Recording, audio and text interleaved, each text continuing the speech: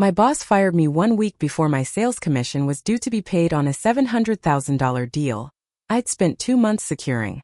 We are restructuring and your position is no longer needed. I thanked him for the opportunity and left quietly. That evening I dropped the bomb. It happened on a Wednesday morning, the kind of morning that already smelled like victory. I was sitting at my desk, the sunlight angling through the windows just right, a muted golden that made even my cluttered workspace look almost important. 2 months of negotiations, flights, endless late nights, and whispered calls from airport terminals. It had all finally clicked into place. A $700,000 deal, the biggest I'd ever closed, and my commission check, fat and overdue, was just a week away from landing in my account. I'd been running on adrenaline and black coffee for weeks, and now for the first time, I allowed myself a single reckless thought. You made it. That's when my phone buzzed. A calendar invite. Meeting with Martin 10 minutes. Mandatory. Martin was my boss. The kind of man who used to praise my attention to detail, with a smile that never touched his eyes. I stared at the invite, some small instinct tightening in my chest like a drawstring pulled too fast. Mandatory. 10 minutes. No agenda listed. I told myself it was nothing. Maybe a congratulations. Maybe a new account. Maybe. I packed my laptop and notepad with the precision of a woman who has spent years pretending not to notice how often men like Martin moved chess pieces they didn't think she could see. The meeting was held in Conference Room 3B, a sterile little box at the end of the hall that always smelled faintly of burnt coffee and printer toner. Martin was already sitting when I arrived, arms folded, expression set in that neutral, lawyer-approved deadness they teach you in corporate trainings. Sitting beside him was Linda from HR, holding a manila folder I recognized too well. I didn't sit. I didn't need to. Clara, Martin began, clearing his throat like he was dislodging something hard and bitter. We're restructuring the department. Your role is being eliminated, effective immediately. There was a pause, the kind they engineered to make you flail, beg, protest so they could feel justified. I didn't say a word. Not because I was brave, because the words simply weren't there. Linda handed me a stack of papers. Severance package, NDA agreement, final paycheck, minus the commission. No explanaschen. No apology. Just a bland script about best wishes for your future endeavors. I thanked them for the opportunity. I said it calmly, evenly, as if I hadn't just been gutted so precisely I could feel the wound without even bleeding yet. And then I left. I gathered my things in silence. No scene. No goodbyes. I walked out past the reception desk, past the big silver corporate logo gleaming on the wall like a gravestone, and into the hot breath of the city. 1 block away, I realized I was still holding my employee badge in my hand. I dropped it into the nearest trash can without slowing down. That night, sitting cross-legged on my living room floor with a glass of wine and my laptop glowing against the dark, I opened my personal inbox. There it was, the last congratulatory email from Martin, timestamped 3 days ago. Subject: Great work, Clara, big things ahead. The irony was so sharp it almost made me laugh. Almost. I didn't delete it. Not yet. Instead, I opened the contract, the one I'd closed with the $700,000 deal, and read it line by line until the letters blurred into rivers. Buried halfway down, under a harmless subheading titled Cancellations and Exceptions, was a clause I'd almost forgotten. 7-day client right of rescission. No penalty. No explanation needed. 7 days. 6 now. I closed the laptop gently, as if it were a loaded gun. I sat there for a long time in the dark, the glass of wine growing warm in my hand, until the decision settled into me like a second heartbeat. I didn't have to shout. I didn't have to rage. All I had to do was pick up the phone. And tomorrow I would. The next morning I woke before my alarm. The city outside my window was still half asleep, neon signs flickering against a sky bruised with early light. I lay there for a moment, staring at the ceiling, listening to the low hum of traffic and the dull ache of my own breathing. It was strange. After everything, I didn't feel anger. Not yet. What I felt was colder, cleaner, something like clarity. I dressed carefully, pulling on dark jeans and a gray sweater, practical clothes that made me invisible in the halls I used to walk like a second home. When I arrived at the office, no one looked up. No heads turned. Just another face blending into the machinery they were all too busy operating to notice falling apart. I cleared out my desk with the precision of a surgeon. No lingering. No nostalgia. Each drawer revealed pieces of the life I had built here. Post-it notes scrawled with frantic ideas. The coffee mug I stole from the break room because it fit my hand just right. A tiny jade plant half dead from neglect. I packed what mattered into a small box and left everything else behind, like a snake slipping free of its old skin. There was one thing I hesitated over. The framed certificate Martin had given me 6 months ago at the company awards dinner. Top sales performer Q2. I remembered the way he had shaken my hand, gripped a little too hard, smiled a little too wide for the cameras. Now the glass felt brittle under my fingertips. I didn't take it. I dropped it face down in the trash can beneath my desk, hearing the muffled crack as the frame gave way. No ceremony. No closure. I logged out of my computer, deleted my personal files, wiped my email drafts. No last messages. No hidden bombs left ticking for them to find later. Just silence. Professional to the very end. The receptionist gave me a puzzled look as I passed, box in arms, but didn't say anything. She was young, newer. Didn't know the rhythms of this place well enough yet to recognize when a body was being quietly exorcised from it. Outside, the city hit me like a wave, bright, loud, uncaring. I stood there for a second, breathing in the exhaust and heat, feeling the last threads of obligation snapping free inside me. It should have hurt more, I thought. It should have felt like losing something. Instead, I felt light, weightless in the worst and best way. At home, I set the box on the kitchen counter and poured myself a second cup of coffee, stronger this time. My laptop sat open where I had left it the night before, the contract still glowing quietly on the screen like an invitation. 6 days. I pulled out my old work phone, my personal one now, stripped of company data, and scrolled through the contacts until I found the number I needed. Mr. Evan Fields, senior partner at Archway Technologies. The man who had signed on the dotted line 2 weeks ago after months of careful coaxing, negotiating, reassuring. I hovered over the call button but didn't press it yet. Not today. Timing mattered. I spent the afternoon reacquainting myself with the contract details, the emails we had exchanged, the promises made. Not to trap him, no, I didn't need that. I just needed to tell him the truth plainly, in a way that would let the rot show itself. There would be no lies. No manipulasten. Just a gentle nudge toward the realization that he had hitched his company's future to a sinking ship. It would be enough. I didn't want to destroy them. I just wanted them to feel the cold weight of what they had discarded so casually when they thought they didn't need me anymore. That night I dreamed of the office. Only in the dream the walls were made of glass, and I was outside, watching them scramble as cracks spiderwebbed out from every surface. I didn't shout. I didn't try to warn them. I just watched. And I smiled. The phone sat on the table between my hands, vibrating every so often with missed calls, voicemails, numbers I didn't recognize. Martin was already reaching for me, too late, too desperate. I let it buzz itself hoarse and die out, each unanswered call a small needle stitching a stronger seam inside me. It would have been easy to call Evan Fields right away, to pour my bitterness into his ear, to let it spill messy and raw. But that wasn't the kind of revenge I wanted. No tantrums. No blood on my hands. Only the quiet, inevitable consequence of their own carelessness. I spent the day gathering the pieces, pulling up public financial records, news articles, lawsuits that had quietly been settled out of court. My old company, their company, had been cutting corners for years. I had helped plaster over some of the cracks, unwittingly at first. Then with a gnawing guilt I learned to call professionalism. I printed nothing. I took no notes.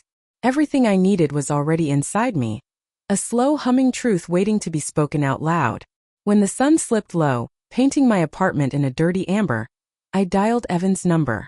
I held the phone to my ear, heartbeat steady, almost detached. 1 ring. 2. 3. He answered on the 4th. His voice was brisk, polite, the voice of a man always in a hurry. Evan Fields speaking. I didn't introduce myself. I didn't need to. Mr. Fields, I said, my voice smooth as glass. I'm calling because there's something you should know before your rescission window closes. There was a pause, a small sharp intake of breath. Clara, he said, disbelief shading his tone. Of course he recognized me. You don't forget the person who sold you a $700,000 dream. I didn't confirm or deny. I just kept going. Before you finalize your partnership, I said slowly, carefully, you might want to review the compliance record for the past 18 months. Specifically vendor practices, disclosures, previous audits. Silence stretched between us, taut and vibrating. I imagined him pulling up his mental files, remembering the doubts he'd shoved aside because I had promised, with all sincerity, that he was in good hands. I wasn't lying then, but the hands had changed, and I was no longer there to catch the falling pieces.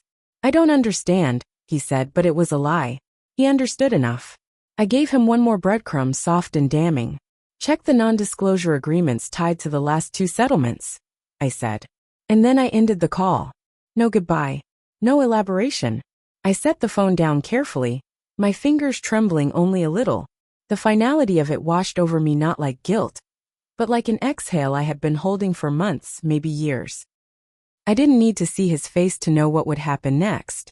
Once the seed of doubt was planted, it would grow fast and wild. He would call his lawyers. They would dig. They would find enough. Enough to cancel. Enough to turn their backs on the deal, just inside the rescission window. No penalties. No explanations needed. And Martin would wake up to find the future he had gambled on quietly collapsing under its own weight. I poured myself another glass of wine and stood by the window, watching the city hum and flicker.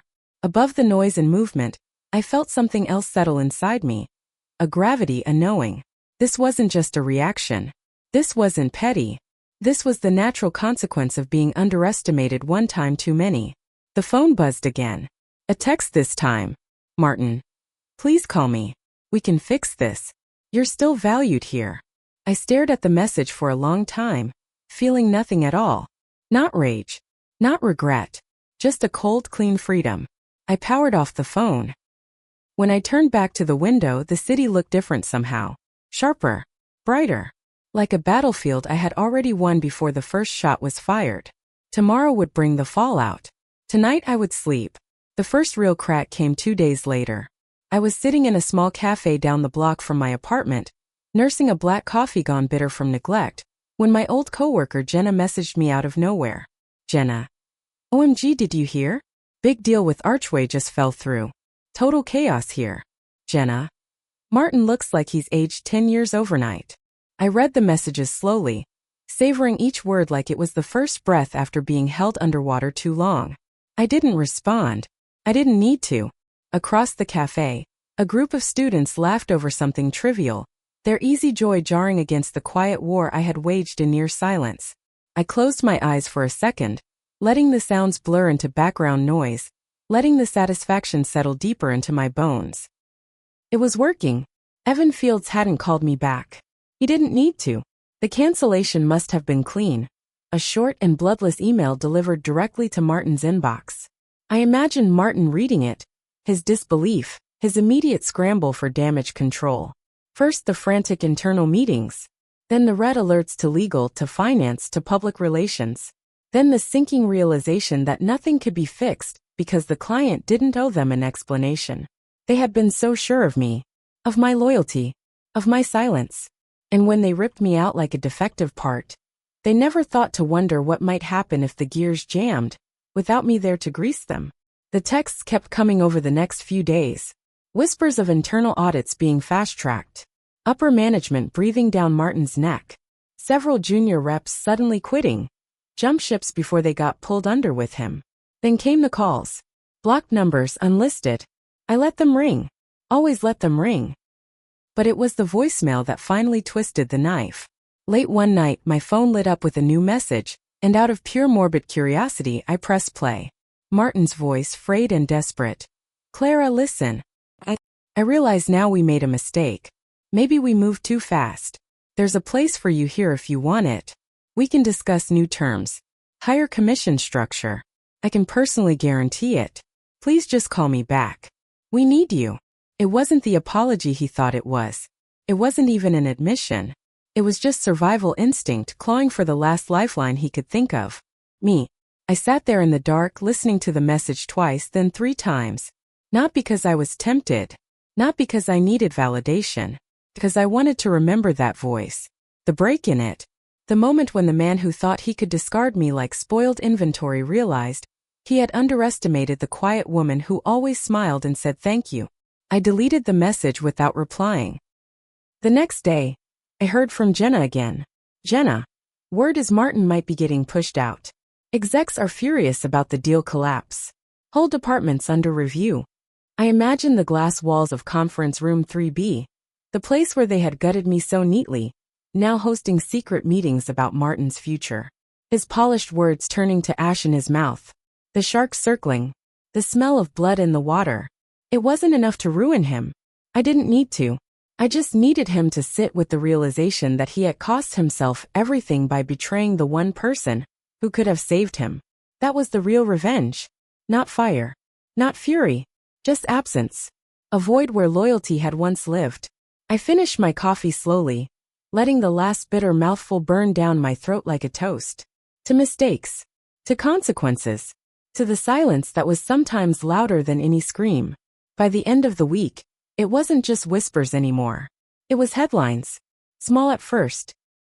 Niche industry sites, chatter on LinkedIn, but loud enough for anyone paying attention to hear the tremor before the quake. Archway Technologies loses major partnership amid internal shakeup. Leadership changes expected following deal collapse. Sources report questions around compliance practices. Each headline was a nail in the coffin Martin had built with his own hands, hammering down one after another in a rhythm so steady, it almost felt orchestrated. I watched it unfold from the safety of my small, sunlit apartment, a world away from the chaos I had once lived inside. I didn't gloat. I didn't celebrate. I simply bore witness. The company had started to turn on itself in predictable ways.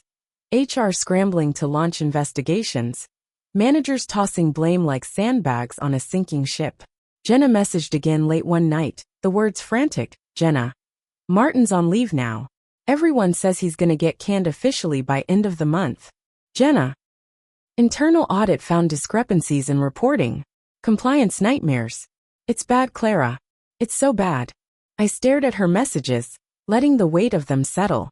Not just the downfall of a man, but the exposure of a rot that had been growing long before I touched it. All I had done was peel back the wallpaper. The termites had been feasting underneath for years. It would have happened eventually. I had only hastened it, given the decay the smallest, gentlest push it needed to collapse under its own greed. I thought briefly about reaching out to Evan Fields, about thanking him silently for trusting his instincts when I nudged him toward the truth. But no, that chapter was closed. Severance without sentiment. The real surprise came when a recruiter reached out to me. Not from some no-name startup. From a major player. A company whose name carried real weight, real respect, and whose practices I had long admired from afar. We heard about your work on the Archway deal. Your reputation precedes you. They didn't say how they had heard. They didn't have to. The industry was smaller than anyone liked to admit. And somewhere along the line my name had separated from theirs. Not tainted. Burnished.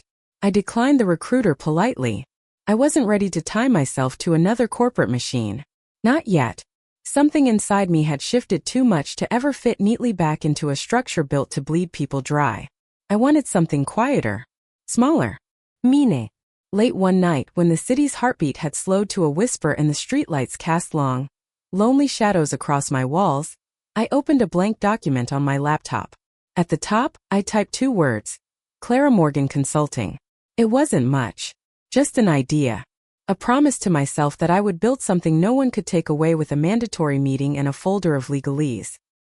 I sat back in my chair, staring at those 2 words until my vision blurred, and for the first time in months, I felt something sharp and unfamiliar prick at the corners of my mind. Hope. Not the naive kind I used to carry like a badge, believing hard work and loyalty would shield me. No, this was something tougher. Lean, weathered, unkillable. The kind of hope born from surviving your own execution. I closed the laptop, the screen snapping shut with a soft finality, and turned off my phone for the night. Martin could scramble all he wanted. The company could cannibalize itself trying to survive the storm. None of it touched me anymore. I had already disappeared. And in my place, something stronger was quietly taking root. Weeks passed, and the world kept spinning without me. Archway Technologies announced a leadership transition. In a sterile press release that didn't mention Martin by name but didn't have to. Those who knew knew. Those who didn't would feel the ripples soon enough. I didn't follow the news closely after that. The part of me that had needed to watch them fall had gone still, like a fire that had burned clean through the last of its fuel. What remained was quieter, more dangerous, a steadiness that came from knowing I had survived not by chance but by choice. Clara Morgan Consulting started small, too small to brag about. A single-page website. A few referrals passed in hushed emails and quiet coffee shop meetings. Clients who wanted someone sharp, discreet, who could see what was coming before anyone else did. I didn't advertise. I didn't network. I didn't have to. One afternoon, in the soft lull between emails, my old work phone buzzed against the kitchen counter. A number I didn't recognize. Normally I would have let it go to voicemail, but something in the moment, in the way the sunlight cut across the floor, made me pick up. Hello. There was a brief silence and then, Ms. Morgan. Evan Fields here. I hope you don't mind me reaching out. I leaned against the counter, heart calm, voice steady. Of course not, Mr. Fields. What can I do for you? Another pause, heavier this time. When he spoke again, there was something different in his tone. Not the brusque authority of a man used to closing deals, but a carefulness. A respect. I've been following your consulting work, he said. We're entering some new ventures. I think we could use someone with your instincts. He didn't mention Archway. He didn't need to. It was there unsaid between every syllable. I trusted you once. You proved worthy. Now I'm trusting you again. I didn't rush to answer.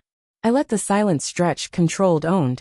Not because I needed to punish him, but because I needed to remember that this time, I was choosing, not surviving. Choosing. I'd be happy to discuss terms, I said finally. Professional. Detached. But inside, something uncurled. A sense of reclaiming the parts of myself they had tried to strip away. The parts they hadn't broken. We arranged a meeting for the following week. No promises. No desperate chasing. Just two professionals speaking as equals. After I hung up, I stood there for a long time, the quiet of my apartment pressing in like a soft, heavy blanket. No applause. No cheering crowds. Just me. Still standing. Still here.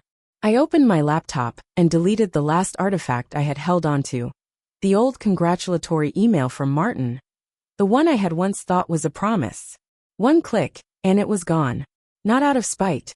Out of necessity. Because some weights weren't meant to be carried into new lives. I closed the laptop and turned to the window, watching as the city shifted into evening, the lights blooming one by one like tiny declarations of survival. I wasn't the same woman who had walked out of that glass tomb weeks ago, box in hand, grief wrapped tight around her ribs. I had burned down the version of myself who believed loyalty was protection. And from her ashes I had built something sharper, quieter, unbreakable. Not in spite of them, because of them. And this time I wasn't waiting for permission to take up space. I was already here. If you found Clara's journey powerful, don't forget to like, subscribe, and share. More true revenge stories are shared every day. See you soon in the next one.